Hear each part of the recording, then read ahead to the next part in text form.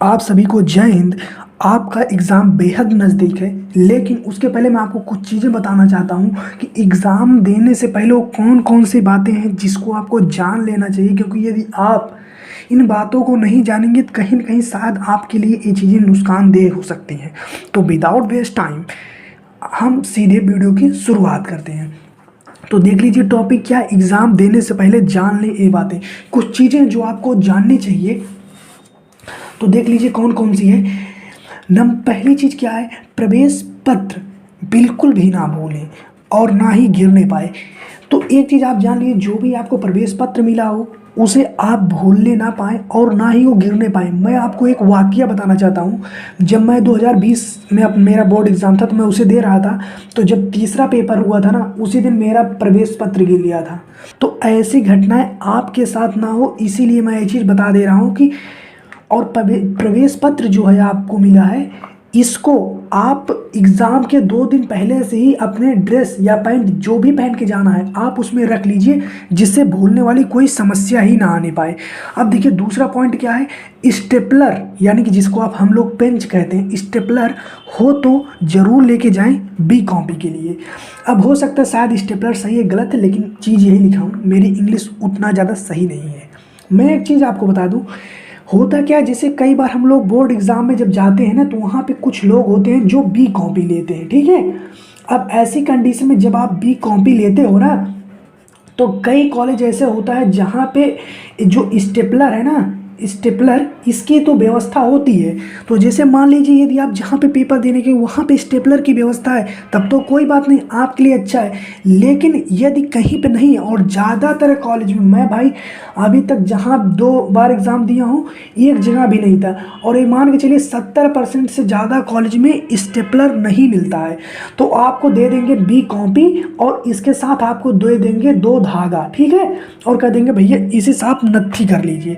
ऐसी कंडीशन में होता क्या है, आपका 2-3 मिनट चला ही जाता है उसको नत्थी करने में, और वो उतना ज़्यादा सही भी नहीं होता है।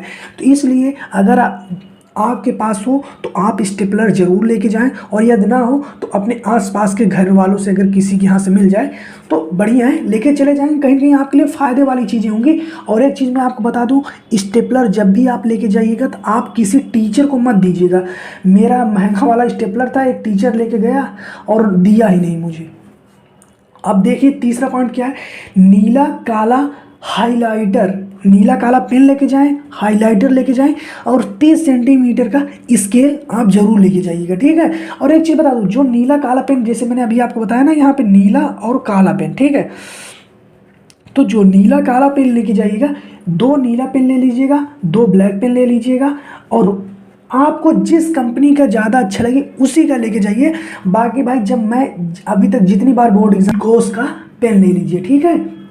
क्योंकि भाई देखो एक चीज़, आपका जिससे राइटिंग अच्छा जाता है आप वही लीजिएगा। लेकिन मैं भाई जब हाई स्कूल में पेपर दिया था तब भी, और जब इंटर में दिया था तब भी 10 वाली इसी कंपनी का पेन मैंने लिया था, ब्लैक और ब्लू दोनों, ठीक है। और आप एक हाइलाइटर ले लीजिएगा, ठीक है। हाइलाइटर लेने के बहुत फ़ायदे होते हैं। जैसे मान लीजिए भी आप कोई पॉइंट लिखना चाहते हैं, लिखे हैं, उस पर आप चला दीजिएगा। इससे होता क्या है ना, जैसे मान लीजिए भी आप 5 पॉइंट लिखे हैं, ठीक है, या जैसे मान लीजिए 5 लाइन आप लिखे, ठीक।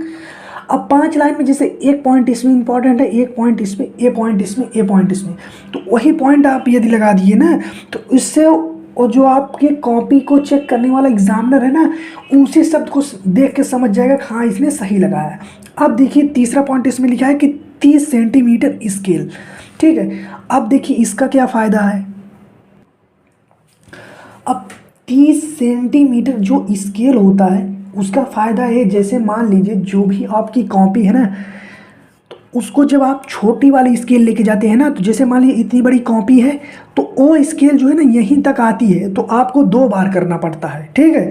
तो आप 2 बार ना करें, इसीलिए एक बार स्केल लगाओ, एक ही बार में पूरी लाइन को ड्रा कर दो। इसके लिए आपको चाहिए कि 30 सेंटीमीटर का आपके पास स्केल हो, ठीक है। इस चीज़ का आप विशेष ध्यान दीजिएगा। और एक चीज़ मैं बहुत ध्यान से देखा हूँ, क्योंकि मैं एग्ज़ाम दिया हूँ, अभी मेरा 27 को ही एग्ज़ाम खत्म हुआ है, तो जो मैं महसूस किया हूँ गलती, जब आप ऐसे लाइन ड्रा करते हैं ना, तो यहाँ पे जो पेन है, पेन की नुकीली से इंक फेंकता है, ठीक है। ये देखिए यहाँ पे इंक फेंका है, अभी दिखा रहा हूँ, ये देखिए ऐसे ना, देखिए इस टाइप की जो इंक होता है ना, जब भी आप कॉपी पे ऐसे लाइन ड्रा करें ना, तो एक बार ऐसे करनी, जैसे एक बार यहीं रखे, इसके बाद डायरेक्ट ड्रा की, इसके बाद उठाने के जस्ट बाद ना इसको ऐसे यहाँ पे कर दें, और जो ये इसकी ये है जो इस सिरा है ना, इसको अपने रुमाल वगैरह से या पैंट, जैसे ब्लैक ड्रेस कहीं कहीं चलता है ना, तो उसमें लगा दें, तो जो इंक है वहीं लग जाएगा, आपके कॉपी पे नहीं लगेगा। नहीं तो होता क्या है, आप ऐसे मान लीजिए स्केल रखे, ऐसे ड्रॉ किए, फिर जब उठाएंगे तो वो जो है इसके बगल लग जाता है। ठीक, ये सब बेसिक चीज़ें हैं जो बहुत ध्यान से दिया होगा एग्ज़ाम, उन्हीं लोगों को याद होगा। क्यों? क्योंकि अभी देखिए मेरा जो है ना 16 से एग्ज़ाम था और 27 को मेरा ख़त्म हो गया, तो अभी इन सब दिनों में मैं जो चीज़ें देखा हूँ वही चीज़ें मैं आपको बता रहा हूँ।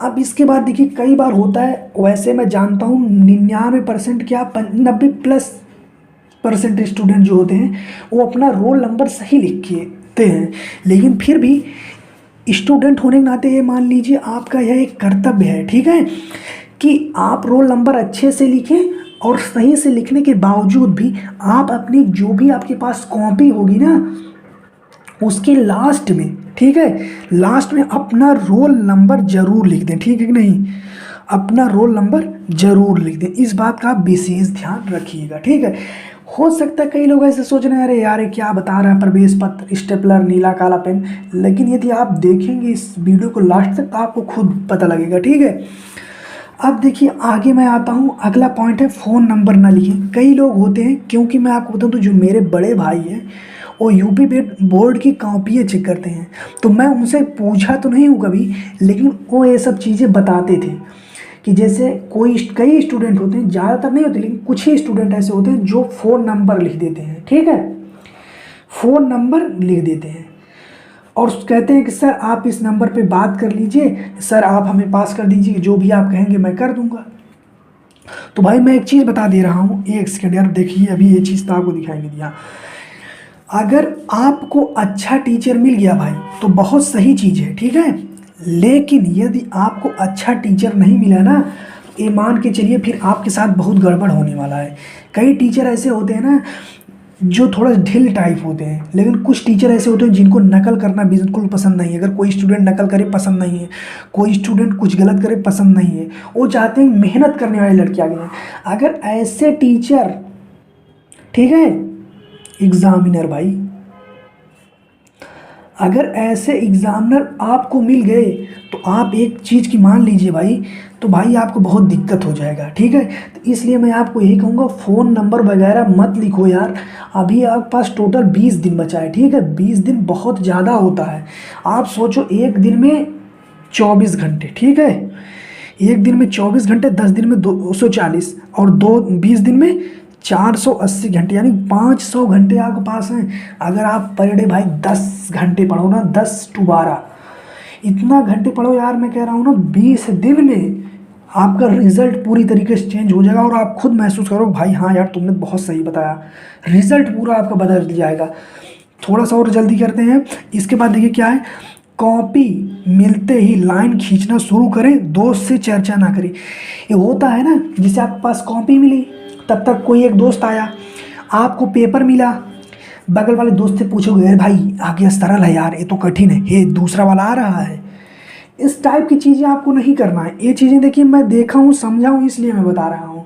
यहीं से क्या होता है, अगर आप किसी जो स्टूडेंट आपके साथ हो, शायद हो, जो आपकी क्लास का सबसे ज़्यादा तेज हो ना, वो देखना वो किसी से चर्चा नहीं करता है। जैसे उसको कॉपी मिली वो तुरंत अपनी लाइन ड्रॉ करने लगेगा, पेपर मिला लाइन पहले, जैसे कॉपी मिली तुरंत लाइन ड्रा उसका होने लगेगा। ठीक, लाइन ड्रा करने के बाद प्रश्नोत्तर नंबर डाल देगा, वो पहले से अपनी कॉपी पूरा फिल कर देगा। इसके बाद जैसे उसे पेपर मिलेगा ना, वो दोस्त से पूछेगा नहीं कि आ रहा है कि नहीं आ रहा है, वो डायरेक्ट अपना क्वेश्चन करने लगेगा। और यही होता है एक समझदार स्टूडेंट और एक जो ऐसे हैं उनमें अंतर। वो अपना एक सेकंड टाइम नहीं वेस्ट करेगा, 1 मिनट टाइम नहीं वेस्ट करेगा। उसका कारण है, आप सोचिए आपने 365 दिन क्या पढ़ाई की, उससे कोई मतलब नहीं। टीचर आपको क्या दिखेगा, आप अपने कॉपी में क्या लिखे हो। और ये जो 365 दिन है ना, इस 365 दिन की आपकी परीक्षा जो है 3 घंटे 15 मिनट में हो रही है, यानी कि 3 ही घंटे में। और 3 घंटे में होता है कितना है, 180 मिनट।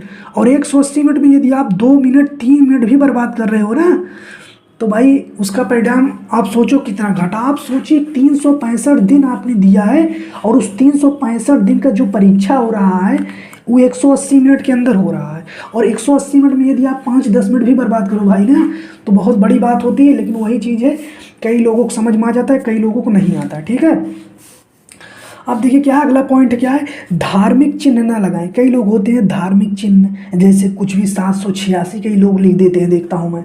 कई लोग कुछ और लिख देंगे, कई लोग ओम बना देंगे, कई लोग स्वास्तिक का सिंबल बना देंगे। या इस टाइप की चीज़ें मत लिखना। या स्लोगन लिख देते हैं, तो इस टाइप की चीज़ें मत लिखना। एग्ज़ाम जो फॉर्म आपके पास रहेगा ना वो अच्छे से भरना। इसके बाद जो है चिट्ठी जो है जेब में ना रखें। भाई मैं आपको बहुत ईमानदारी से वाकई, जब मैं क्लास 10th में था, हाई स्कूल जब था, तो मेरा पहला पेपर जानते हो किसका था? सबका हिंदी का ही होता है। एक सेकेंड यार, हाँ सबका पेपर हिंदी का ही होता है, तो मेरा भी हिंदी का था। तो हुआ क्या था ना, मैं जो जीवन परिचय था उस जीवन परिचय को मैं लिखा था शॉर्ट में। जैसे मान लीजिए हजारी प्रसाद द्विवेदी ऐसे लिख लिया था, हजारी प्रसाद द्विवेदी ऐसे 3 लोगों को लिखा था, और उनका शॉर्ट में ऐसे जीवन परिचय लिखा था, यानी कहाँ पैदा हुए हैं, कहाँ जन्म स्थान, कब मरे, कब, यही सब लिखा था। और वो पर्ची को भाई मैं सोचा था ना कॉलेज में एंटर करने से पहले ही निकाल देंगे, बट भाई मैं भूल गया, मैं निकाल नहीं पाया। और एग्ज़ाम देके जब अपने घर आया, तो होता नहीं पैंट जैसे मैं निकाल के रखा, शर्ट अपना निकाल के रखा, पेन निकाल जब मैं रखने लगा अपने मेज पे ना पढ़ने के लिए, तो भाई देखा मेरे अंदर पर्ची है जेब में। तब मुझे रियलाइज़ हुआ भाई मेरे जेब में पर्ची थी। तो ये चीज़ें होती है। और अगर मान लीजिए वो पर्ची किसी एग्जामिनर को या जो लोग आते हैं उनके हाथ लग जाते, तो मेरे साथ क्या ही होता। अब देखिए क्या होता है, तीसरा पॉइंट लास्ट, और इसके बाद 3-4 पॉइंट हैं। क्या है, शुरू के 2-3 मिनट बिना कट पीट के लिखें। यानी जो शुरुआत के 2-3 पेज होते हैं, पेज बिना कट पीट के लिखें। पेपर अच्छे से पढ़ें। कई बार होता क्या है ना, हम लोग पेपर अच्छे से नहीं पढ़ते, वो कहेंगे फिर अरे यार इसमें तो कहा था नहीं, तो वही होता है ना, समझ लेंगे कुछ और लास्ट में उसके लिखा रहेगा नहीं। अगर हैंड राइटिंग अच्छी ना हो तो दूर दूर लिखें और रिलेबल लिखें।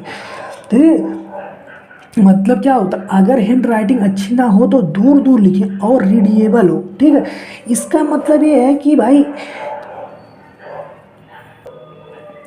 आप ऐसी राइटिंग लिखें जो आप पढ़ सकें, या आप पढ़ सकें या और कोई पढ़ सके। अब जैसे देखियो मैं यहाँ पे लिखा हूँ, ये इसको कौन नहीं पढ़ सकता, इसको कौन नहीं पढ़ सकता, सब पढ़ सकते ना। तो ऐसी राइटिंग है आपको। आशा करता हूँ कि आपको ये वीडियो अच्छा लगा हो। वीडियो अच्छा लगा हो चैनल को सब्सक्राइब कर लेना, क्योंकि अभी मैं आपको और इस टाइप की वीडियो जो है लाऊंगा। और हो सकता है कहीं पर भी आपको इंग्लिश में अगर थोड़ा गड़बड़ी हो तो उसको आप समझ लीजिएगा। ठीक है, मिलते हैं नेक्स्ट वीडियो में, तब तक के लिए जय हिंद, वंदे मातरम। आगे यदि आपका कोई डाउट हो तो कमेंट करके ज़रूर पूछना। मिलते हैं नेक्स्ट वीडियो में, तब तक के लिए जय हिंद, वंदे मातरम।